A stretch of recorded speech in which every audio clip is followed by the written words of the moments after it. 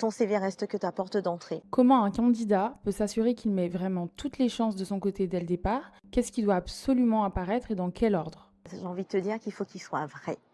C'est vrai qu'on aime bien embellir, c'est vrai qu'on aime bien jouer sur les mots, mais on doit rester sur l'essentiel parce que le CV, c'est simplement la porte d'entrée, j'ai envie de te dire. Tu mets de toutes les façons tes expériences, tes formations. Donc bien évidemment, ce sont les informations de base qu'on retrouve sur un CV vrai. J'insiste dessus, mais moi j'ai envie de te dire ce qui doit être sur ton CV pour faire ta différence, c'est justement cette petite rubrique qui parle de toi et qui met en lumière ta vraie personne, des qualités qui relatent de toi, de ton savoir-être et qui complètent ton CV qui parle justement de ton savoir-faire. Y a-t-il des pièges ou erreurs courantes à éviter? Peut-être dans la manière dont tu fais ton CV, donc il faut faire attention aussi par rapport au profil et au poste auquel tu postules. Il faut savoir que voilà, tout ce qui est Canva et compagnie, c'est magnifique, c'est bien beau, mais ça peut être véhiculé comme un outil superficiel. Donc il faut faire attention. Quant au corps de métier auquel tu vas postuler, ça doit être joli, mais ne pas en faire trop non plus. Donc j'ai envie de te dire, le CV doit être comme toi, rester naturel. Pour terminer, quels sont les 3 conseils pour mieux se vendre sur son CV? Conseil numéro 1, une posture affirmée. Tu dis ce que tu dis de manière très claire, de manière